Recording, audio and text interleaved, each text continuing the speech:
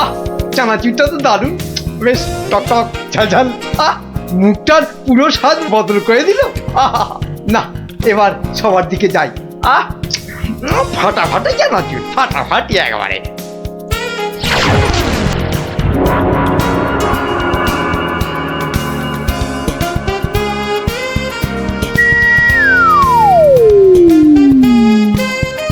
কি মন্ত্রী, তুমি কোথায় হাওয়া খাচ্ছিলে এতক্ষণ?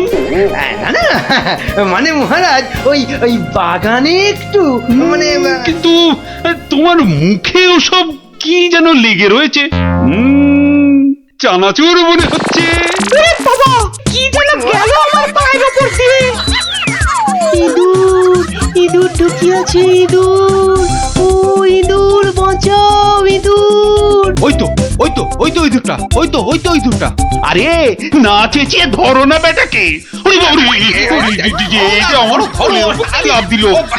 ঠিক তোমার পায়ের মাঝে দাঁড়িয়ে আছে, ধরো না। আরে সেনাপতি, একা না পারলে প্রহরীদের ডাকো। যা ফসকে গেল। এভাবে হবে না মহারাজ। এভাবে হবে না। আরে বলে ফেলো তাহলে, ছোটাপট। একটা জাল আনলেই তো হয়ে যায় মহারাজ। এই সেনাপতি, জাল নিয়ে এসো না, ফটাফট।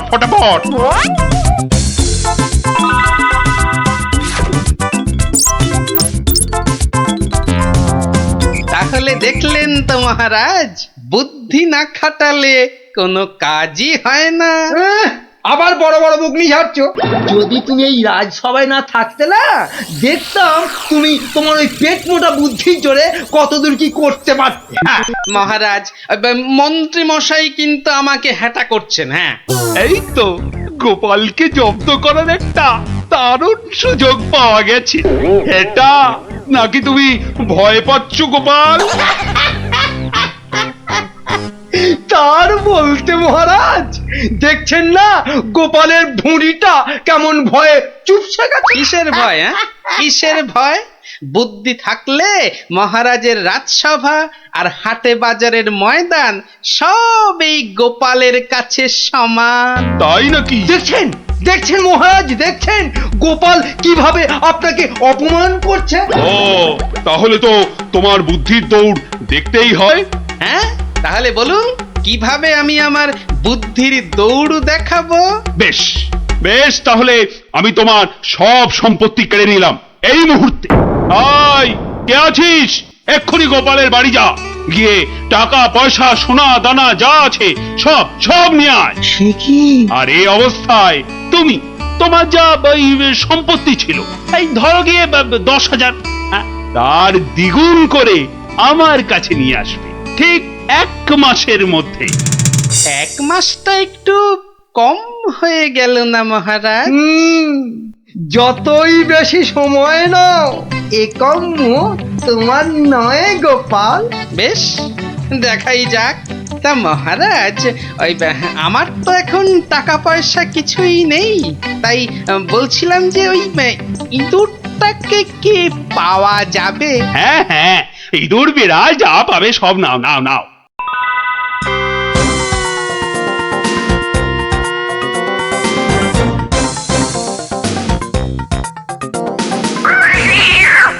দেখছি কোথায় তোর খাবার পাওয়া যায়। কতবার বলেছি মিষ্টি খাওয়ার অভ্যেস কর, তাহলে তো দোকান থেকেই দিতে পারি রসগোল্লা নয়তো সন্দেশ। কুচুমুচু বাবা ইঁদুর, সোনা মনা তোমাকে কার ঘরে গচ্ছাই। আরে ভোলা ময়রা না? বেটা নিশ্চয়ই বেড়ালের জন্য ইঁদুর খুঁজতে বেরিয়েছে। আরে বাবা, একটু ধৈর্য ধর। ইগো, ইঁদুর নেবে নাকি? ভালো মোটা ফটকা ইঁদুর। সেই খুঁজতেই তো বেরিয়েছি। ও তা বাবা, ও কত দাম নেবে গো? বেশি না, মাত্র 5 টাকা। 5 টাকা একটা ইঁদুরের? রাজবাড়ির জন্য নিয়ে যাচ্ছি, তুমি চেনাশোনা লোক তাই বললাম ওই 5 টাকা। না নিলে থাক। না গোপাল, আমাকেই দাও বরং। এই নাও 5 টাকা। যাক, 5 টাকা তো পাওয়া গেল। এবার দেখতে হবে এটা দিয়ে আর কি করা যায়।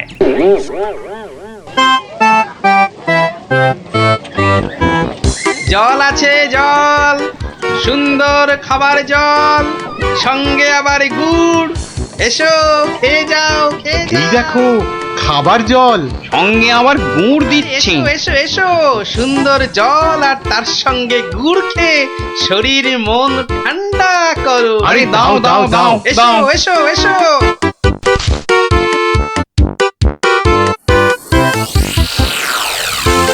খাও খাও খাও, গুড় জল খাও। কোনো পয়সা লাগবে না, শুধু একটু ফুল দিলেই হবে। আমার বাকি যা ফুল আছে নাও। আমারগুলো নাও।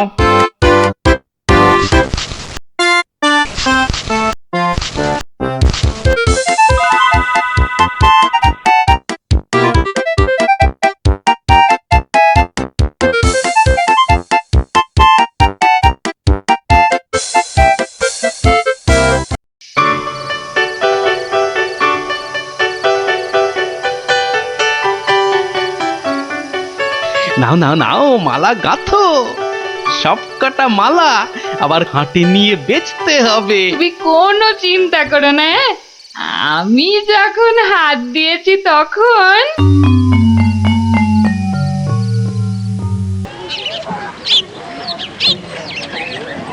মালা আছে, মালা মাত্র 2 টাকায় বড় বড় রজনীর মালা। ও বাবা, আসুন ওই টেকুটার আসুন। কাছে এত সস্তা গাঁদার মালা। মাত্র যাই তো। 1 টাকা। আসুন আসুন। আরে আমাকে দাও, আরে, আমাকে দাও, আরে, আমাকে দাও। অত দাও না, আমাকে একটা দাও না, আরে আবার আমাকে দাও, আমাকে।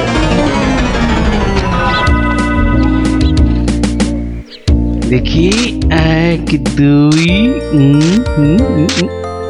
বাবা, পুরো 200 টাকা মাত্র একটা ইঁদুর থেকে। ভালোই হচ্ছে, তবে আরেকটু ভালো করে ব্যবসাটা করতে হবে। ও বাবা, এই দেখো আকাশ কালো করে এসেছে দেখছি। এটা মনে হচ্ছে যখন তখন বৃষ্টি নামবে। এই রে, বলতে বলতে নেমে গেল। রে বাবা, বাবা কি দাপট বৃষ্টি! ও, সঙ্গে আবার কি ঝড়! দৌড়তে হবে, দৌড়ই দৌড়ই।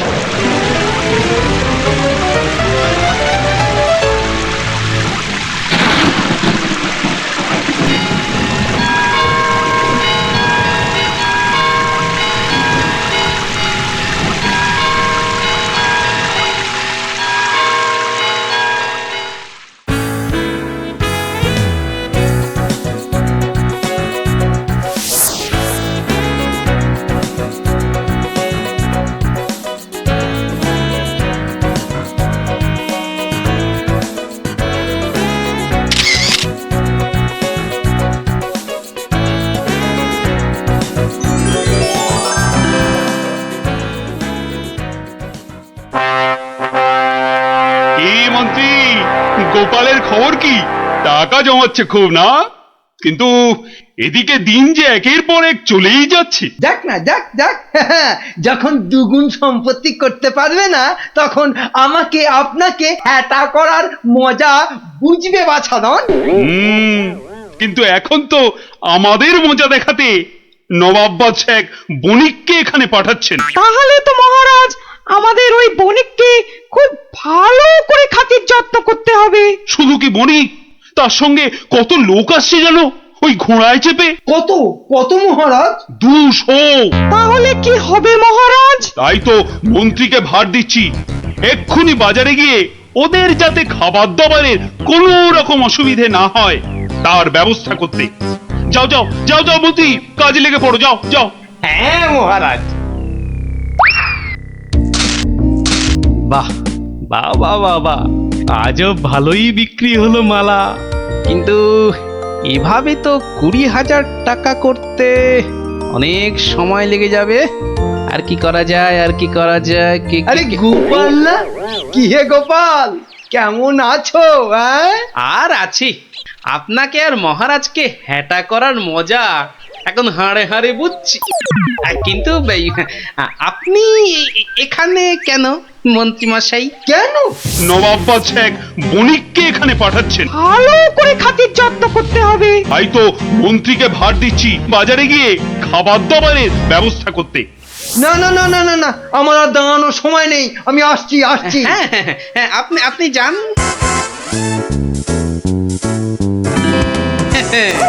200 ঘোড়া আসবে, মানে ঘোড়ার জন্য ঘাসও লাগবে।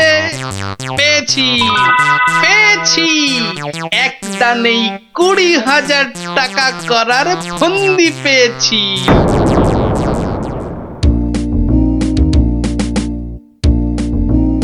আচ্ছা, আর কতক্ষণ এভাবে দাঁড়িয়ে থাকতে হবে বলো তো? ওই তো তোর ঘাস কাটা হয়ে গেছে, এবার এলো বলে ওরা। হ্যাঁ, কুলালাদের ছেড়ে এবার ঘাস কাটুরিতে ধরলে কেন? এসো এসো, গুড় জল খেয়ে শরীর মন ঠান্ডা করো। এসো এসো। বাবা বাবা বাবা, গুড় জল, দারুন দারুন, চলো চলো গো চলো।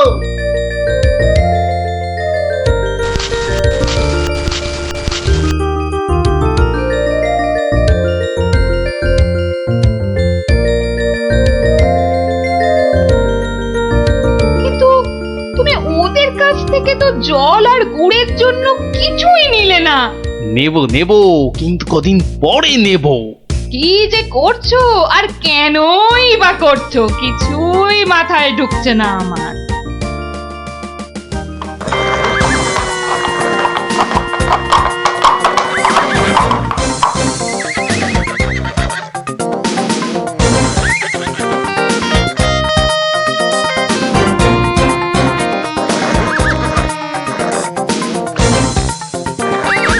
ওই তো এসে গেছে বণিক। এবার আমার খেল শুরু।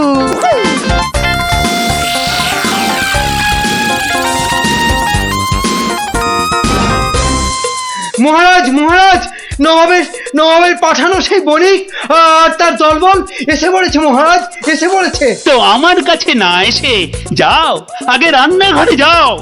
আরে দেখো খাবার দাবার তৈরি হলো কিনা। কদিন তো গুড় জল খাওয়ালাম, তো আজ আমি তোমাদের একটা আবদার করব। বলো বলো। আজ তোমাদের কাটা ঘাস আমি নেব, আর কাল থেকে 2 দিন তোমরা ঘাস কেউ কাটবেও না, আবার বিক্রিও করবে না। কি বুঝলে তো? বেশ, তুমি বলছো যখন তাই হবে।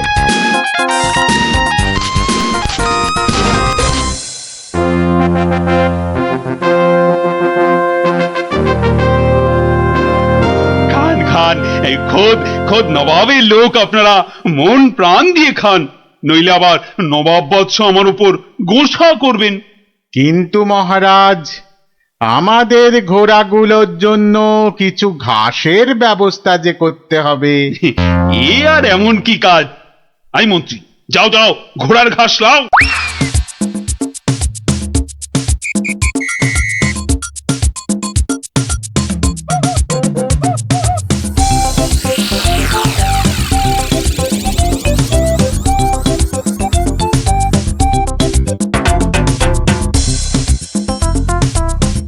কি রে বাবা, বাকি ঘাস কাটুরেরা গেল কোথায়? হ্যাঁ, ওরা সবাই কাজে ছুটি নিয়েছে মন্ত্রীমশাই। মানে? মানে আজ ঘাস বিক্রি করব শুধু আমি। ও, তা দাও দাও, তোমার সব ঘাস দিয়ে দাও তো, বণিকদের ঘোড়াদের খাবার। নিন না, নিন নিন নিন, দাম হলো গিয়ে মাত্র 1 লক্ষ টাকা।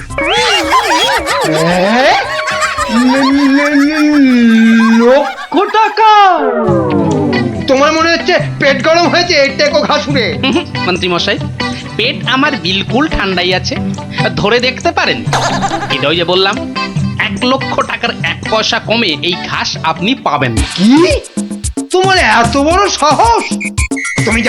তুমি জানো এই ঘাস আমি নিতে এসেছি খোদ মহারাজের আদেশে। সে আপনি মহারাজ বা নবাব যার ভয় দেখান না কেন, এই ঘাস তো আমারই। তাই এই ঘাস আমি ওই 1,00,000 টাকার কমে কিছুতেই বিক্রি করব না, ব্যাস।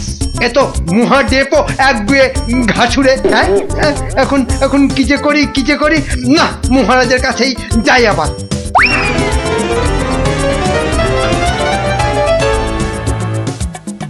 কি হলো মন্ত্রী? আরে আরে ঘাস কোথায়? কি করে আনবো? অনেক দাম চাইছে, 1,00,000 টাকা। হ্যাঁ? এ কি মগের বললুক নাকি? কে কার এত সাহস যে ঘাসের জন্য 1,00,000 টাকা দাম চায়? কি মহারাজ, ঘাসের ব্যবস্থা হলো? ঘোড়াগুলো যে খিদের জন্য ডেকেই চলেছে তখন থেকে। না মানে ওই কি আবার মানে করছেন? হ্যাঁ, কি আবার মানে করছেন? সামান্য ঘাস জোগাড় করতেই সকাল গড়িয়ে দুপুর গড়িয়ে বিকেল হতে চললো, তবুও ঘাসের দেখা নেই। না না না, আমার দেখছি নবাবের কাছে নালিশ করতেই হচ্ছে। আরেকটু অপেক্ষা বণিক মশাই, মানে আমি নিজেই ব্যবস্থা করছি। আই চলো মন্ত্রী, যদি কোনো কাজটা তোমাকে দিয়ে হয়, সত্যি চলো চলো।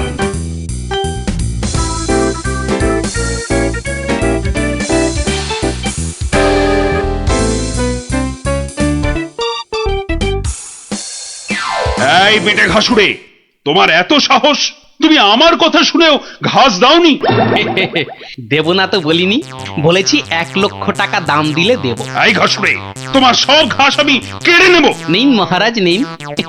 তাহলে জানবো মহারাজ কৃষ্ণচন্দ্র শুধু নিতেই জানেন, দিতে নয়। ও হরি, এ যে আবার সেন্টুতে মারছে। না না না, তাহলে তুমি বলো ঠিকঠাক কত হলে মানে দিতে পারবে? হয়তো এবার পথে এসে গেছেন, তা কম টম করে ওই 50,000 মতন দেবেন। না না, অত পারবো না বাবা ঘাসুড়ে। বেশ, আপনি মহারাজ হয়ে এত যখন বলছেন তখন ওই ঠিক আছে 30,000ই দেবেন। এইটুকু ঘাসের জন্য 30,000? হ্যাঁ, আরে হাঁ করে দাঁড়িয়ে থেকো না মন্ত্রী, মশা ঢুকে যাবে। আরে দাও দাও, 30,000 টাকা দাও ওকে, আর ঘাসগুলো কাঁধে করে নিয়ে চলো। মহারাজ, ওই টাকা আপনার কাছেই থাক। কেন কেন আমার কাছে থাকবে কেন? আপনি চেয়েছিলেন 2 গুণ, আর আমি করলাম 3 গুণ, মানে 30,000। মানে তুমি গোপাল? তাহলে প্রমাণ হলো তো যে বুদ্ধি থাকলে সেটা মহারাজের রাজসভাই হোক আর এই হাটে বাজারের ময়দানি হোক, গোপালের কেরামতি সব জায়গাতেই খাটে। হ্যাঁ, কি রে, শান্তিতে একটু ঘুমো দাও দিই না। আর ঘুমাতে হবে না, এবার চলো। কোথায়? গোপাল দাদুর বাড়ি গল্প শুনতে। গোপাল দাদুর বাড়ি? হ্যাঁ, তাহলে আর বলছি কি? তা সেই কথাটা তো আগে বললেই পারতিস। চল চল তাড়াতাড়ি চল। এই যে, দাঁড়া, আবার কি হলো? ন্যাপলাটাকে নিয়ে যাই। ন্যাপলা, হাই ন্যাপলা, আস্তে আস্তে চল চল, আমরা সবাই গোপাল দাদুর বাড়ি যাচ্ছি। চুপ, তোরা এগো, আমি আসছি। আচ্ছা, তাড়াতাড়ি আসিস।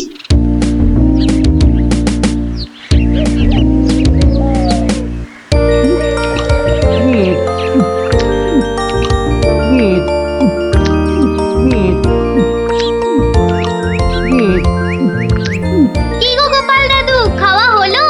আর কতক্ষণ বসে থাকবো? হ্যাঁ হ্যাঁ, আর খেতে হবে না, এবার শুরু করো তো তাড়াতাড়ি। ও গোপাল দাদু, একটা গল্প বলো না। আরে বলছি একটু জল খেয়ে নি।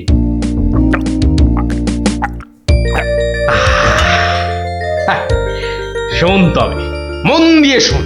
আমি তো মহারাজ কৃষ্ণচন্দ্রের রাজসভায় রোজই যাই, হাসি তামাশা করি, তা বেশ আনন্দেই দিন কাটছিল। তা কয়েকদিন হলো আমি শরীর খারাপের জন্য যেতে পারিনি, বুঝলি। সেই সময়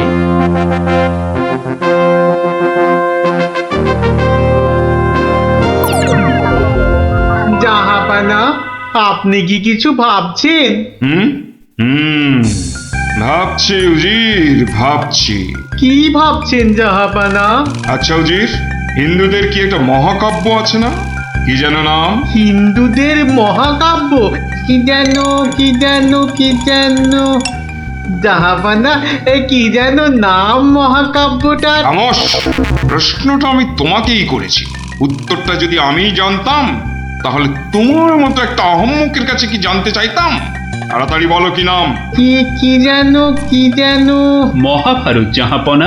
মহাভারত! দেখেছেন, আমার সাথে থাকতে থাকতে এরাও কেমন পণ্ডিত হয়ে উঠেছেন। থামো। মহাভারত, মহাভারত, একটা মহাভারত চাই। এই কথা আমি এক্ষুনি আনানোর বন্দোবস্ত করছি জাহাপানা। থামো। হিন্দুদের মহাভারত নিয়ে আমি কি করব? আমার একটা নবাবী মহাভারত চাই। নবাবী মহাভারত? নবাবী মহাভারত। তা কি করে সম্ভব জাহাপানা? সেসব আমি কিছুই শুনতে চাই না। চাই মানে চাই, আমার নবাবী মহাভারত চাই। আগে বুঝেছি জাহাপানা, চাপা খুঁজে ফেরে পরশ পাথর। কিছু বললে নাকি? না জাহাপানা, কি করা যায় দেখি।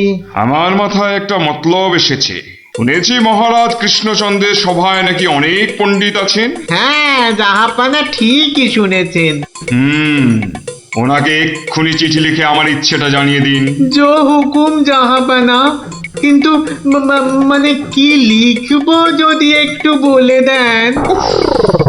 যত সব অপদার্থ জুটেছে আমার সভায়, কি লিখবে সেটাও নাকি আমাকেই বলে দিতে হবে।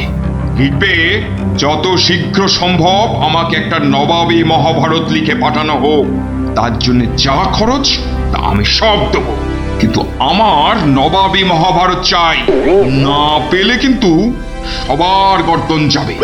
জো হুকুম জাহাপানা, আমি আজই চিঠি দিয়ে লোক পাঠাচ্ছি।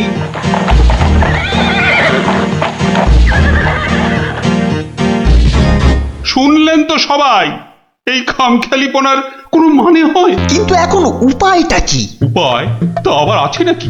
থাকলে তো মুন্ডুটা বাঁচতো। এখনই এত হতাশ হবেন না মহারাজ, কিছু একটা উপায় বার করতেই হবে। একটু ভাবতে হবে, ভাবতে হবে। আরে ভাবুন ভাবুন, আপনারাও সবাই মিলে ভাবুন। যদিও ভেবে লাভ নেই, তবু ভাবুন ভাবুন।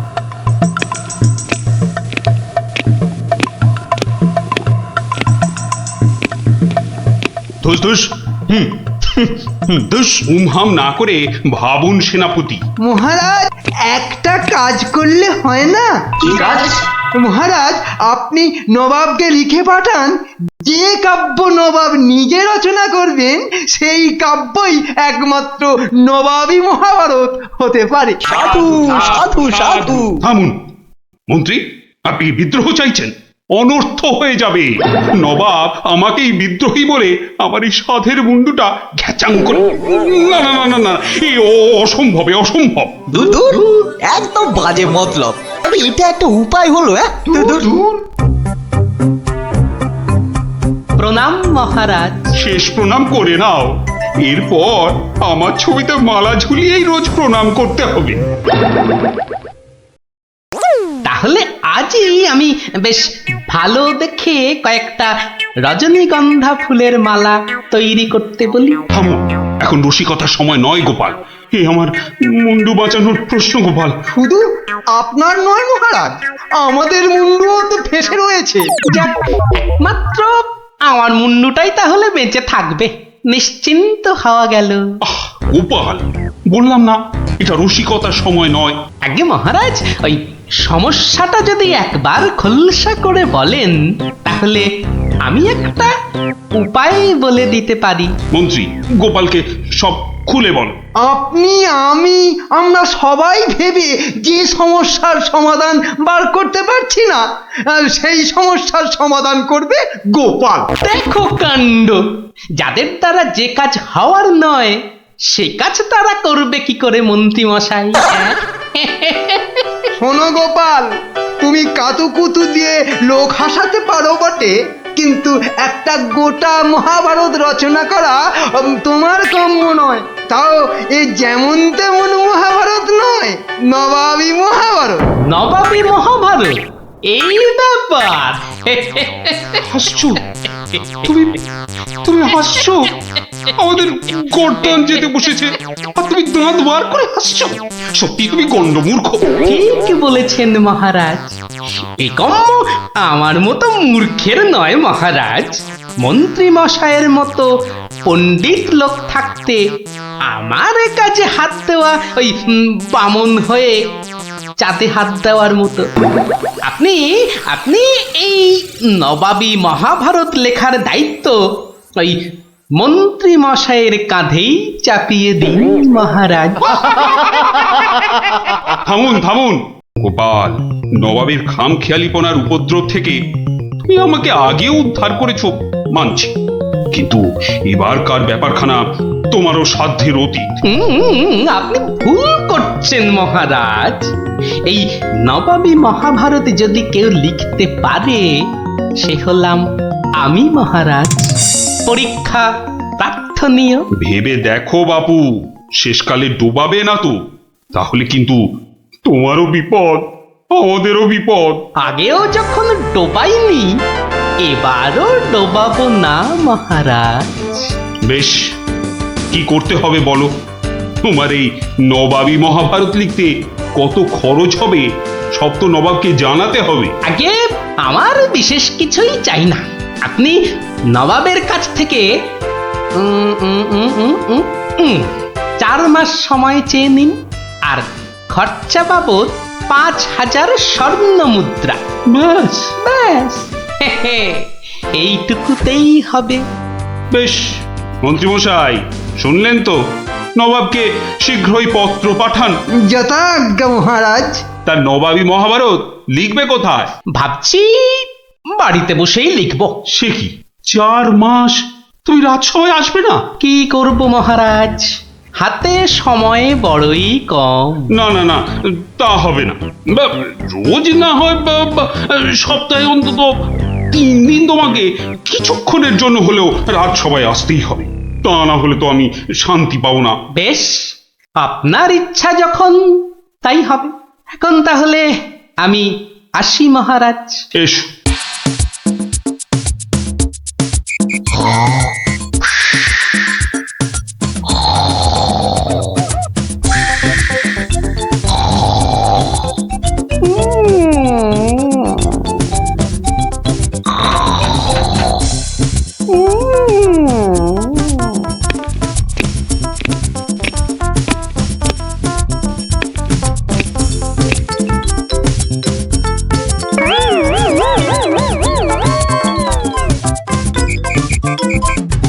মন্ত্রীমশাই, গোপালের রচনা কতদূর? খবর নিন, খবর নিন। নবাব তো ভীষণ তাড়া দিচ্ছে, আর 4 মাস তো আজই শেষ হচ্ছে নাকি? আগে গোপাল বলেছে আজই রাজসভায় এসে সব জানাবে। আমি হাজির মহারাজ। বাহ, তোমার চেহারায় তো বেশ বৃদ্ধি হয়েছে তো। তাজা বলেছেন মহারাজ, বসে কাজ তো তাই। তা তোমার কাজ কত দূর? 4 মাস তো হয়ে গেল। আগে আরো 1-2 মাস লাগবে মহারাজ, সঙ্গে আরো 1000-2 স্বর্ণ মুদ্রা। বেশ, আমি নবাবকে জানিয়ে দিচ্ছি, কিন্তু 2 মাসেই শেষ হবে তো তোমার লেখা? হবে হবে মহারাজ, হবে। শেষ হলে দেখবেন সবার পিলে একেবারে চমকে যাবে। তা ভালো। আমি তাহলে আসি মহারাজ। কালই আমার বাড়িতে স্বর্ণ মুদ্রাগুলো পাঠিয়ে দেবেন। প্রণাম মহারাজ। বেশ বেশ।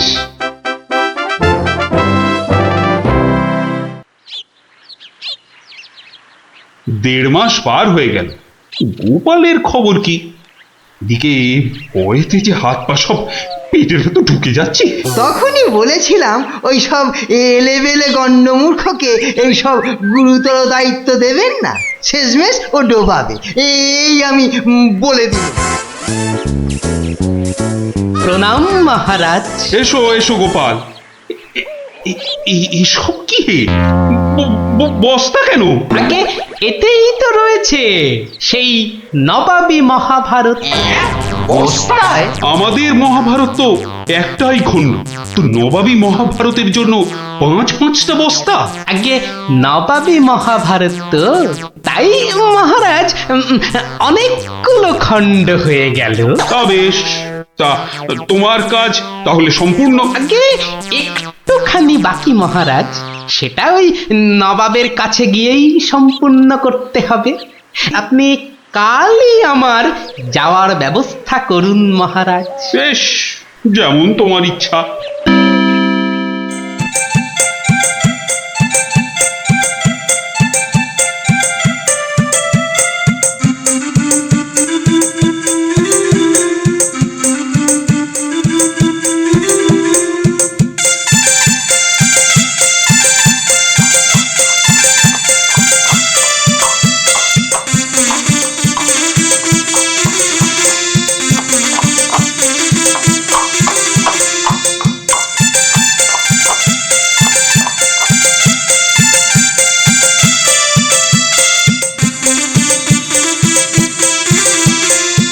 জাহাপানা, মহারাজ কৃষ্ণচন্দ্রের কাছ থেকে গোপাল এসেছে।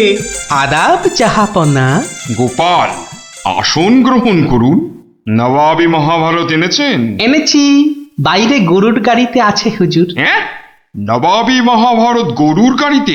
কেন, ঘোড়ার গাড়ি করে আনলেই তো পারতেন। আগে ঘোড়া বড়ই দ্রুতগামী প্রাণী হুজুর, ঘোড়া জোরে ছুটলে অত মূল্যবান বই ছিঁড়ে যেতে পারে, তাই আমি ঠিক ঠিক।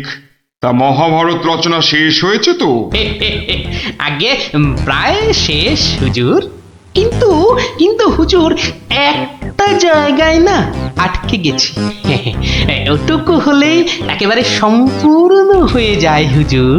আটকে গেলেন কেন? আগে হুজুর, একটি প্রশ্নের উত্তর জানি না বলেই অঘটনটা ঘটেছে হুজুর। এর উত্তর একমাত্র আপনার কাছেই আছে। প্রশ্ন? কি এমন প্রশ্ন, বলো শুনি। আগে আমাদের মহাভারতে ছিল দ্রৌপদীর পঞ্চস্বামী, মানে ওই 5 জন খসম ছিল। তাতে কি হলো? বলছি হুজুর, বলছি বলছি বলছি পঞ্চস্বামী মানে 5 খসম। তা আপনার বেগমের বাকি 4টি খসমের নামটা জানলেই আমার লেখা শেষ হয়ে যাবে হুজুর। তওবা তওবা তওবা, উফ, দূর হও দূর হও দূর হও। বলুন হুজুর, বলুন বলুন, আপনার বেগমের বাকি স্বামীদের নাম কি? আমাকে তো লিখতে হবে হুজুর। ছিঁড়ে ফেলো। বলুন বলুন বলুন। ছিঁড়ে ফেলো, তোমার ওই মহাভারত চাই না। দেখো কাণ্ড। চাই না আমি। সে কি, এত কঠিন পরিশ্রমের সাধনার ফসল নষ্ট করে ফেলবো হুজুর? বললাম তো, চাই না ওই ছাই ভস্য নবাবী মহাভারত। ফেলে দাও, ফেলে দাও। আমার এই মন্দ কপাল, ভেবেছিলুম নবাবী মহাভারত রচনা করে 2-5 হাজার স্বর্ণ মুদ্রা পুরস্কার পাবো, আর আপনি বলছেন ছিঁড়ে ফেলতে। না না, পুরস্কার তুমি পাবে, কিন্তু তোমাকে আর ওই ছাই ভস্য লিখতে হবে না। আর যা লিখেছো তা নিয়ে যেন আর 5 কান করো না। উজির, গোপালকে 5,000 স্বর্ণ মুদ্রা দিয়ে বিদেয় করো। তওবা তওবা। নবাবের দয়ার শরীর।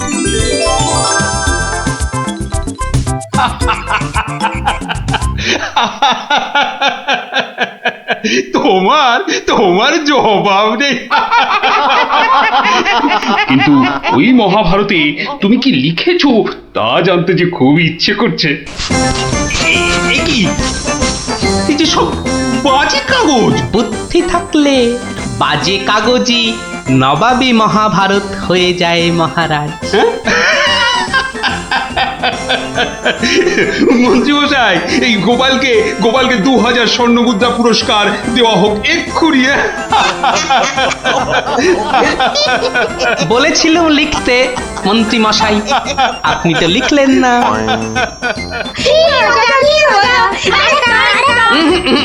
আজ আর নয়, তোরা এবার সব বাড়ি গিয়ে পড়তে বস। আমিও যাই, রাজসভায় যাই। দেখি আবার কিছু লিখতে হয় কি না।